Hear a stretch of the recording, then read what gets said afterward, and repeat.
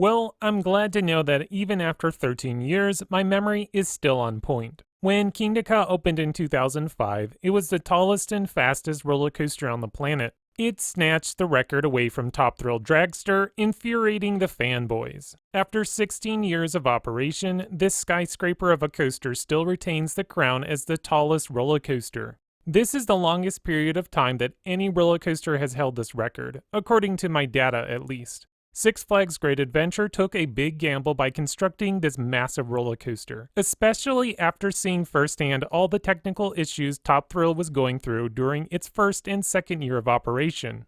My first ride on this roller coaster was in 2007, then again in 2008. It took me another 13 years to finally get my next ride, but was that wait worth it? And more importantly, did the ride match my original expectations? Presentation. I have to hand it to Six Flags. This is the best themed roller coaster in the entire chain. I haven't been to every Six Flags, but based off of the ones I have visited, Kingda Ka has the best theming. The station isn't much, but it blends in with the whole jungle aesthetic. The entire ride is surrounded by bamboo, which hides the launch from anyone who is currently not on the ride or waiting in the station. This aspect alone is why I won't give Kingda Ka a perfect 10 rating for presentation. I'm frustrated that you can't watch the best part of the ride from the ground. Cedar Point was smart by installing benches right in front of the launch, because they knew guests would want to watch their coaster accelerate to 120 miles an hour in 4 seconds.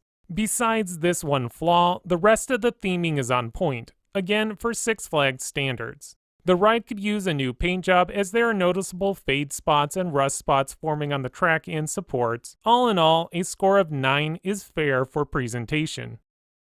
Ride intensity. If there is one thing that Kingda Ka gets right, it has to be the intensity. Kingda Ka delivers one of the most intense roller coaster experiences out there. The ride starts off by slowly rolling out of the station onto the launch track. Unlike Top Thrill Dragster, there is no light system letting you know when the coaster will launch. Instead, Kingda Ka has a voice telling you to put your head back, arms down, and hang on. The train slowly rolls back onto the catch car. The brake fins drop, letting you know you're about to accelerate to 128 miles per hour in less than 4 seconds. The launch is rather intense, pushing you back into your seat for the entire duration. The coaster then starts climbing into the air, vertically, 456 feet to be exact, before turning to the left near the top of the tower. You are at the max height for only a few seconds, barely allowing you any time to soak in your surroundings. As fast as you reach the top, the coaster is already diving back down to the earth, first performing a 270-degree spiral before leveling off. Unlike Top Thrill, where the ride ends with a long strip of straight track, Kingda Ka hops up into a 129-foot airtime hill that also serves as the brake run. This airtime hill provides no airtime, according to me that is. The restraints by this time is so tight that I couldn't feel any sensations of airtime. The coaster then takes a slow turn to the left right into the station. Your ride experience is now over, all completed in about 20 seconds or less. However, those 20 seconds will be burned into your brain forever. The intensity from the launch, plummeting 418 feet back to Earth, while maxing out at 128 miles per hour, is enough to create memories that will last a lifetime. Kingda Ka earns a perfect 10 rating for ride intensity. Fun factor. Depending on how you feel about intense roller coasters will shape your opinion on this category. I'm a huge fan of launch coasters and consider Top Thrill Dragster to be one of the best launching coasters on the planet.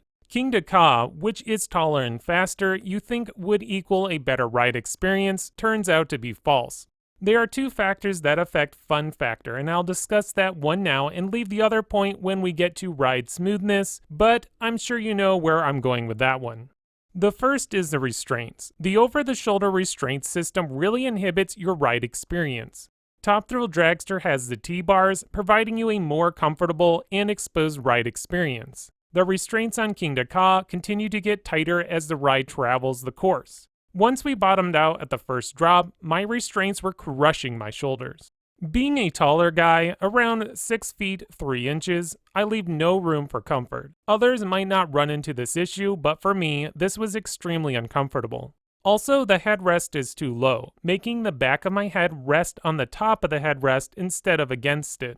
with the bad restraints, headrest, and rattle, which I will discuss in a minute, all equal to a less than optimal ride experience. It's a shame because Kingda Ka brings the force. Even those bad elements, this coaster manages to pull off an 8 rating in the fun factor. You simply can't ignore how intense this roller coaster is.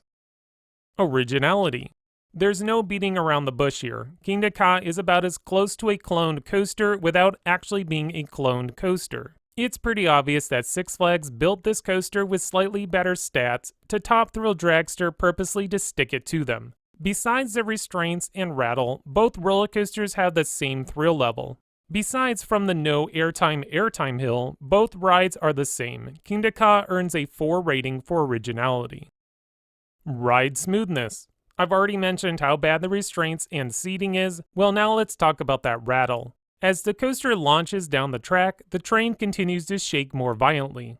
For those who are in the back, it's considerably worse, even more so if your head can't properly rest against the headrest.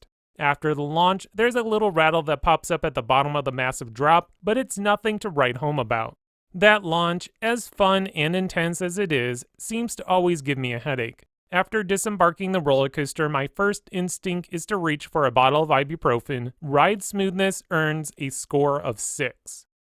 Okay, the final score comes to 7.4, which is somewhere in my average to good range. There's no denying how intense this roller coaster is. Feeling the wind smashing against your face at 128 miles per hour is worth the park admission alone. For those who haven't ridden Top Thrill Dragster will probably rank this coaster at higher levels, because all the positives will outweigh any of the negatives. My personal score is going to be a 6.5, and this is all due to the rattle and bad restraints. I really want to love this roller coaster, but when a ride delivers a slight headache after every venture, it's hard to be on its team. There's a reason why I prefer Top Thrill Dragster to Kingda Ka, and after rewriting it this year, that reason is solidified. I can understand why some will rank this as their favorite roller coaster in the park. Every person who rides this coaster may come off with a different opinion, as rider height will play an important factor into comfort level of this attraction. Also, it's worth noting that the closer you sit towards the front of the train, the rattle decreases. I wasn't able to reaffirm this theory because currently the ride has assigned seating. But if my memory serves me well, which for the rest of the ride it has, then the front is the best place to ride. If Six Flags is able to remove the over-the-shoulder restraints, which I hear is mandated by the state, sounds weird, I know, the ride experience would be so much better. However, I know this will never happen. For those who have ridden both Top Thrill and Kingda Ka and still prefer the latter, let me know all about it in the comments below. If you enjoyed this video, please click the like button and subscribe. That way you'll continue to get great content brought to you by XscreamThrills.